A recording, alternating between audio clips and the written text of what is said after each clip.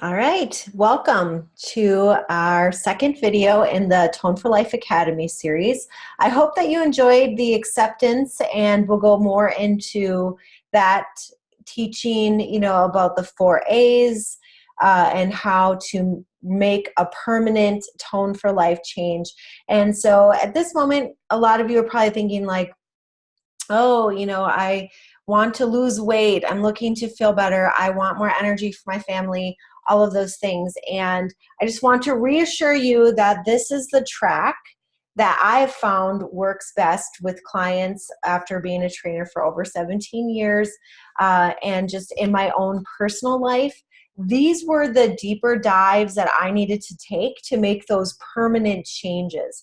And so today I'm going to be talking to you about something, diets, cause or the cure, and the calorie counting myth. So I just want to, you guys, if you don't know me by now, I just really am over the BS and the gimmicks and the things that are for a quick fix in your nutritional life and in your mindset life. There's just nothing that's going to help you quick. Okay. And so there's a lot of myths and a lot of things that give you fast results, but in the long term, they're going to come back and bite you.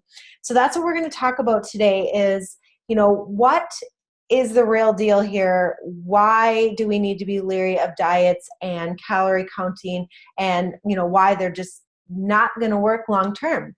So in a lot of studies that have been done, the only 1% of people that diet essentially achieve a permanent weight loss. And so they did a look at the Biggest Loser contestants, and they gained 70% of their weight back after losing the initial weight. So 70% of their weight came back after losing that big, accomplishment on the Biggest Loser. In a head-to-head comparison, diet plans that contained the same amount of calories provided in different foods led to similar weight loss and regain. So when we looked at different diets, it was basically like there was no, I think we're kind of caught up in there's no one size fits all. Well, there's also every single diet, when we push ourselves and we stretch ourselves to follow a diet, it leads to similar weight loss and then regain. So whether that be, if you're doing high carb cycle, low carb, calorie restriction, lots of cardio, they end up, maybe eat healthy throughout, the week and then eat on the weekend. Whatever it was, it had similar regain and loss. So unfortunately, long-term studies show that dieters versus non-dieters were more likely to become obese in the next 1 to 15 years.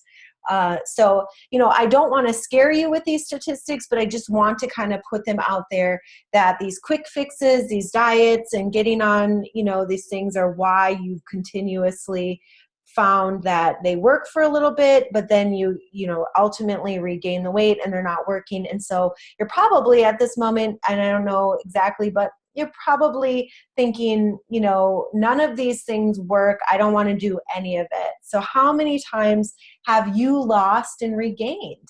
And that's what I want to point out today, that diets, the quick fix, the gimmicks, the, drinks, they're tools, okay? They're something that you can use to find weight loss, but there's truly that, deeper reason that we need to make a change in our life. And there's reasons, basically us holding ourselves back, right?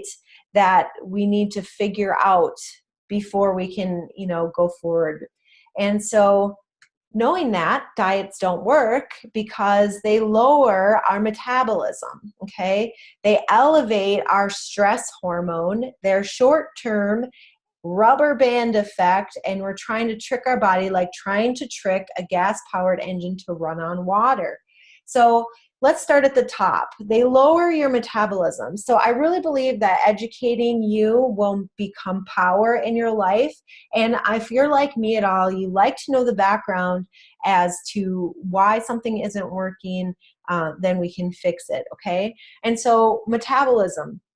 what is it? We'll go into that next. But what it's going to do is we start to diet. So we start to restrict our calories or we increase our cardio. And then our body goes into a famine response. So we lose weight from lean muscle and fat combined. And so we're starting to lose our precious muscle, and it starts to slow down our metabolic rate because our body says, slow down, wait a second, I don't want to give up that muscle. This isn't good. I need to slow things down so that I'm not using as much. And it starts to increase our fat storage because of things we're not going to have anymore. And I know a lot of you know this, so I'm just kind of doing a review for some of you. But others, I didn't really understand this.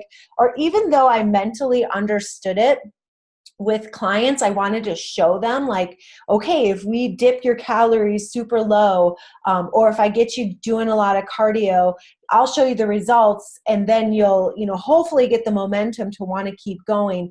And so I would do this with clients in the front end, and it tell you, and with my own body, okay? As a woman, I was like, if I make it to spin class 8 days this week, plus do my strength training and cut my calories, whoa, I'm going to lose weight, right? And as we're younger, it happens really fast.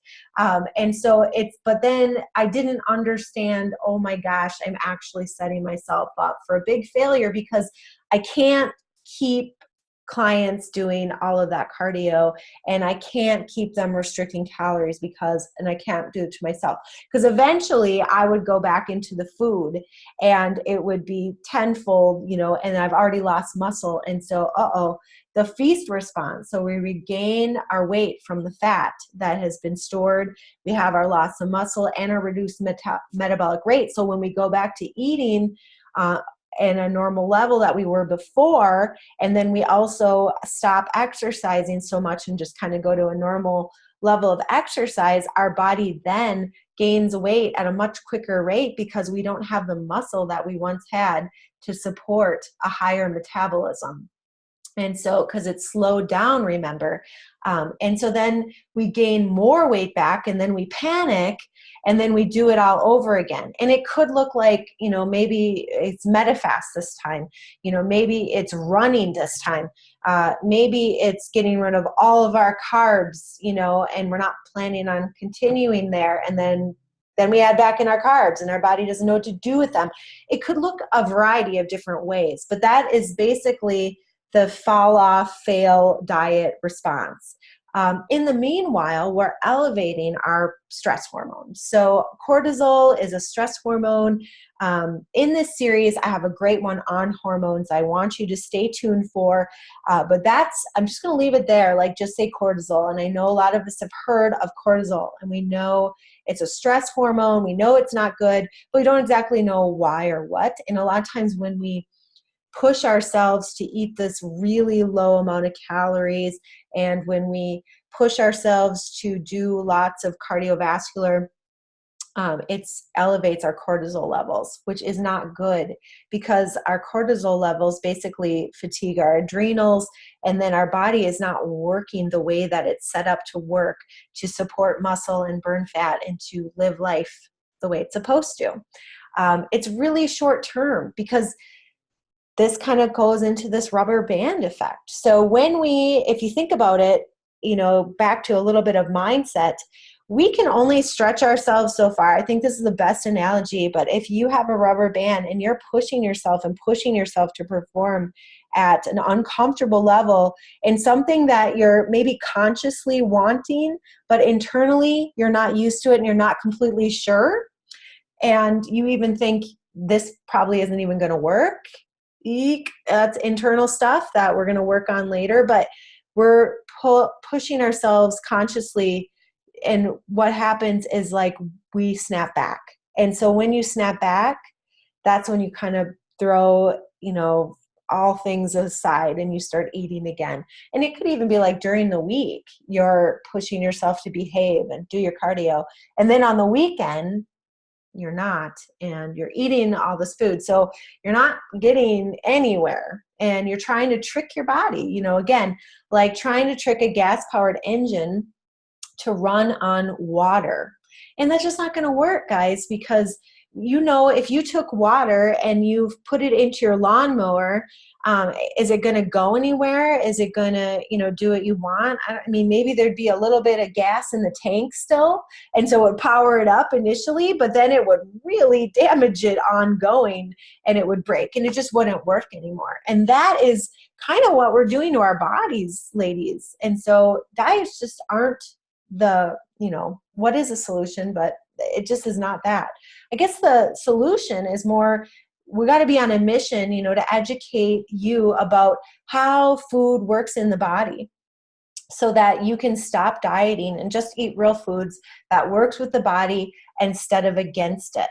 So this is huge. Like, we want to really tap into, educating you on what to eat, how to eat it, and just look at these natural foods. Like, the simplest thing would be, does it come from the earth?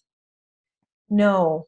Okay, well, I probably should not ingest it. I mean, that's a really simple way, and that's, that doesn't really help us with the bag of chips or when we're just not feeling it. So that's more of a mindset thing, but I'm just giving you the basics, okay? So if it doesn't come from the earth and it's been processed in some way, we probably should not eat it.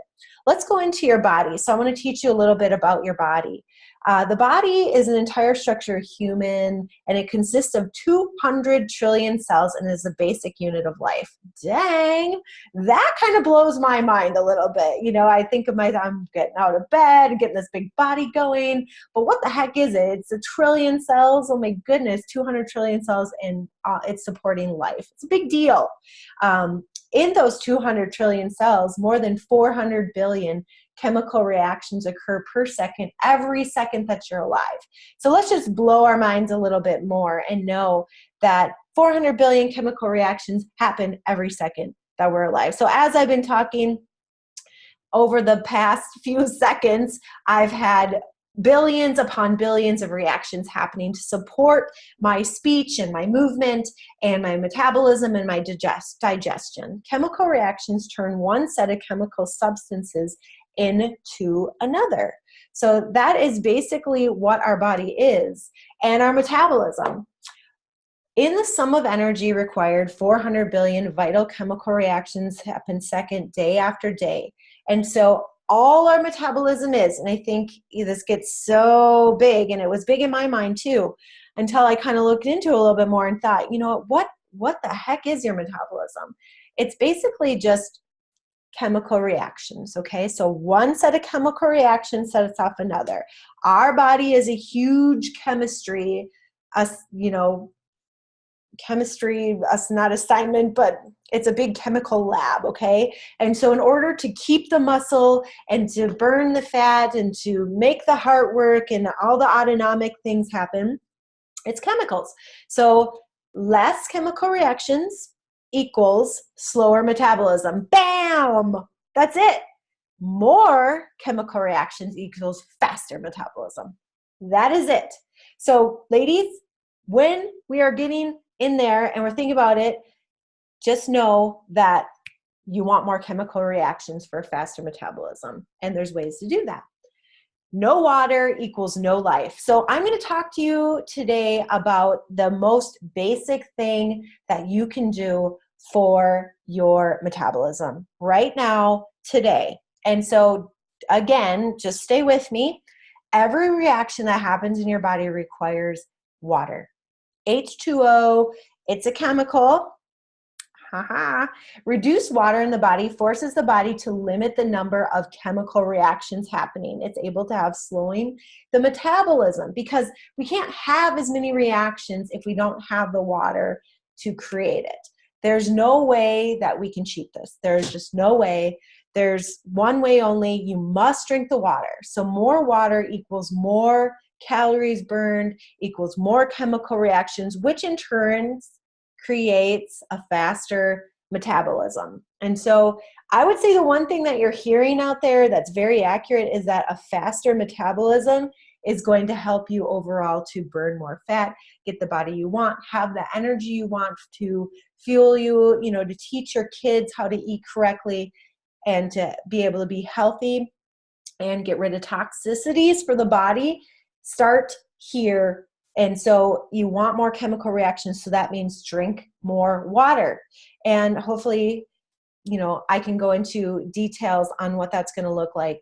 But let's go into what is food. So I think just like breaking down what is food. And so no matter what, like we talked about last time, that we're accepting who we are, we're accepting our emotions, we're accepting that life is a compilation of stories that got us to this point, which then was perceptions.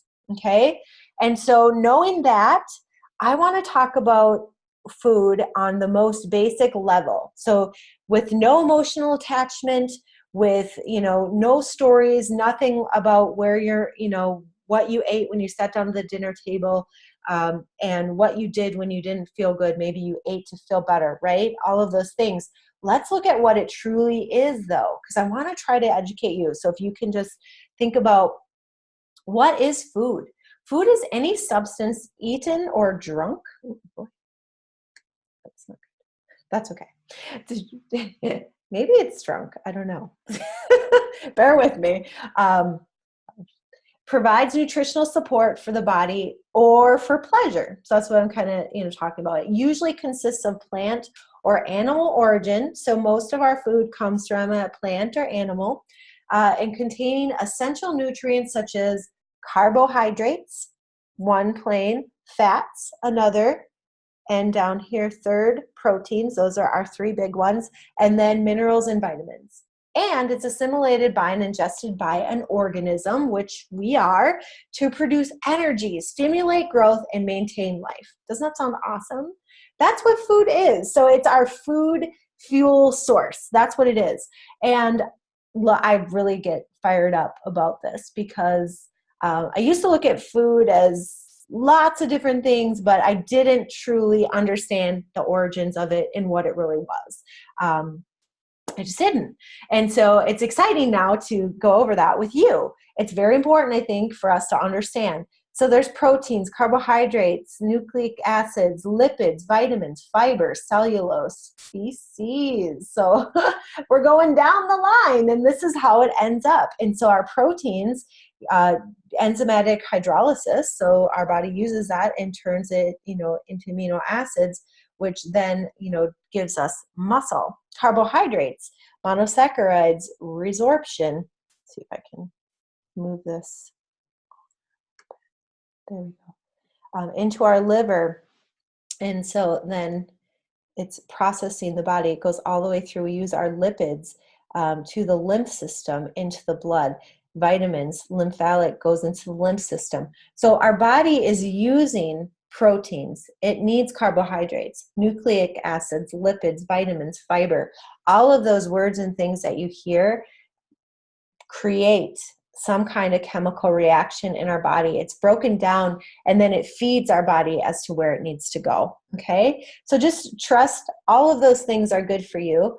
And that's what food is. It's a chemical. So that's all it is. If you look at a piece of chicken, it's an energized, like if you think about it, anything that we're eating has used energy from the sun, if it's plants, or it has eaten other energized sources of food. When chickens are, I was thinking like chickens, like going around and eating little seeds off of the ground, those seeds were energized by the sun.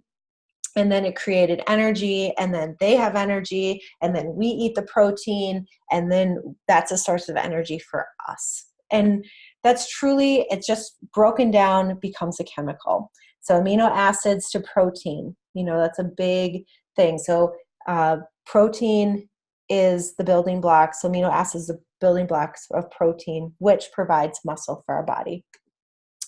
What you eat. It's the factor that determines the chemical reactions that happen in your body. So important, very important. Your body can and cannot do with or without these chemical reactions. And if you decrease the amount of cellular reactions that your body can do, this will ultimately slow your metabolism, causing your body to store fat.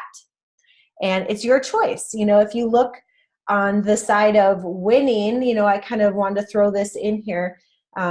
These are foods from the earth. These are not processed like, the fish is pretty much cooked and then brought right to us. And then the vegetables too, they're cleaned and steamed and coming right to us to eat. The eggs, you know, they're just not processed. We haven't done a lot of change to them. If you look on the losing side, and this isn't just about carbs, but we can eat carbs.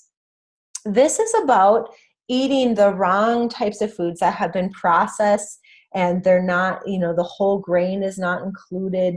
And there's sugars added and things like that. And so that would be more on the losing side. And so if you look, it's like tortillas and chips should be in here. And we've got, you know, breads, things like that. They've been processed. There's steps, there's things added. What drives your food choices? So this kind of brings us back full circle to the acceptance video that I did. So it's, you know, crucial that you watch that. If you haven't, go back, take a look and watch that. Because number one, what drives our food choices? So this connects with the acceptance piece. It's going to be our belief about food, about where it comes from, what it's useful for. You know, a lot of us have a social connection. So boredom, we might get bored. We eat for that reason. We do it as a reward system, you know, things that are really sweet or really salty. So chips or candy or cookies, we're going to, you know, reward ourselves like, oh, I've been really good this week, I get to have those. Emotions, if we're trying to cover up an emotion, we might have a glass of wine. If we've had a stressful day, we know that we're going to use that wine to relax and kind of get out of it. Convenience. Food, you don't have time, you know, it's a convenience thing. It's what's quickest. You know, you've got to get, you know, kid A and B and C to this sport and that sport, or you and your husband are, you know, empty nesters and you're going to go out for a social dinner and you're rewarding yourselves and you're doing a convenience thing. You don't have a lot of time. So you're eating out of convenience and reward, and you want to reconnect in your marriage life. Like, I'm taking it to that third level, but then you start, you know, food starts to look like a totally different thing, and it drives what food choices we're making. And so I just want you guys to be aware of that. And there's no right or wrong. It's just important to know what drives your personal food choices. And so that's what we really want to think about. And so I am going to kind of build on our awareness around last week around our food choices and where we're going to start. So we're going to start a food journal and or use our online mindset journals. You can create, you know, with just taking your forms that you're downloading from here. And and in there, you're going to see we're going to discover some bound nature things, which we haven't talked about. So I won't go into that, but thoughts. What are our thoughts? Our behaviors, emotion, physical. And so we're just going to, when we start to, you know, get into maybe a more negative mindset, or when we're going to eat, I want you just to look at what are your thoughts around, you know, oh, it's been a busy day, I need to get this quick. It could be that simple. And then, you know, what's a behavior? So then you go to the fridge and you grab, you know, a loaf of bread, and then you make a sandwich for you and Johnny, and then you grab a can of tomato soup and you do that because it's going to take a couple of minutes. Or that's your behavior. Or you drive to McDonald's and you get McDonald's for you and your family and you have that. What are the emotions around it? You know, like you're eating the soup and it feels really good. It's warm. You like the taste of it, or in the sandwich, but then you feel some guilt. You know, like, should have, you know, added a vegetable to it. I just don't have time. You know, what are the emotions? I'm sad. I'm depressed. I'm happy about it. I'm neutral. And then physically, like, how do you feel? And I want you to either like observe this and like neither love nor hate it. There's nothing wrong or right. And so that's where our awareness, there just is nothing right now. It's just figuring you out. And that is going to be huge. Okay, so this is a lot for week 2, a lot. I'm going to assign some work for you to do. And so I want you to read Tone for Life chapters 1 to 4. And so that's a book that I wrote. And it kind of goes back into my childhood and just a few things there. And I just want you to start the journey with me on where I was at, and kind of, you know, I wasn't like a snap my fingers, quick success thing. Not at all. It was lots of mindset, lots of figuring out where I was at. And so I want you to get there too. And then you can, you know, download your Bound Nature and Ego Roll Sheet, and we're going to start filling that out. And then download your Limiting Belief Statement Sheet and start to fill it out too. That can be in the next coming weeks. Let's really just focus on, previous to this, is just those emotions. That's where we're really going to go. And so I want you to start doing that. And I just want to thank you for, you know, taking part in today's video, all about, you know, diets, the cause or the cure, you know, calorie counting myths. I think it's just gotten so convoluted, and there's so much information out there, and just kind of understanding these are the basics around food, what it is, where it comes from, what is our metabolism, what are hormones, and then as we go along, you'll be able to take a deeper dive into all of this. So it's important to watch the videos, hopefully one at a time. You know, one each week is probably plenty for you at this point. So I thank you again, and I will see you soon with our next video. We're going to dive into our mindset a little bit deeper, and just basically looking at the changes and the stages for change 1 to 4, and getting you going there. All right, be ready to make a change. Thanks, guys. Bye-bye.